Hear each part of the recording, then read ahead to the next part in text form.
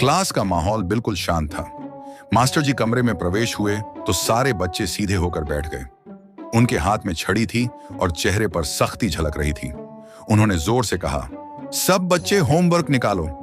बच्चे जल्दी जल्दी अपनी कॉपियां निकालने लगे। कुछ ने बड़े गर्व से दिखाया कि उन्होंने पूरा किया है, लेकिन एक कोने में टिंग टिंग सुहूरा अपनी मेज पर उंगलियां बजा रहा था। उसके सामने कोई कॉपी नहीं थी।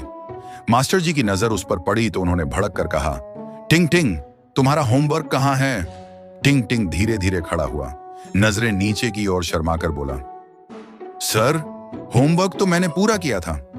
मास्टर जी की आवाज गूंजी, तो फिर कहाँ है? क्लास के सारे बच्चे उत्सुकता से टिंग टिंग को देखने लगे। टिंग टिंग ने एक लंबा सांस लिया, सर खुजाया और हिचकिचाते हुए बोला, सर, वो रास्ते में भैंस खा गई। यह सुनते ही पूरी क्लास में एकदम ठाका गूंज उठा। बच्चे अपनी डेस्क पर हाथ मार मार कर हंसने लगे। भैंस होमवर्क खाती है? सब एक साथ चिल्लाए। मास्टर जी की भौहें चढ़ गईं। उन्होंने सख्त लहजे में कहा, यह कैसा बहाना है?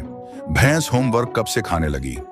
टिंग टिंग ने मासूम सा मुंह बनाया, फिर नाटकीय अंदाज में जवाब दिया, जी मास्टर जी, भैंस ने खुद कहा था कि इतना बोरिंग होमवर्क तुम करो या मैं करूं, क्या फर्क है?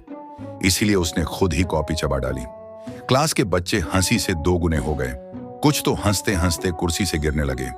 मास्टर जी ने पहले तो हंसी दबाने की कोशिश की, लेकिन फिर उनके होंठों पर भी मुस्कान आ गई।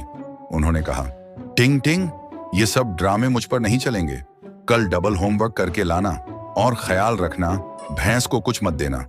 टिंग टिंग ने कंधे उचकाकर मासूमियत से कहा, जी मास्टर जी, लेकिन अगर भैंस ने जिद की तो? यह सुनते ही पूरी क्लास एक बार फिर जोर जोर से हंसने लगी और टिंग टिंग अपनी ही शरारत पर मजे से मुस्कुरा रहा था।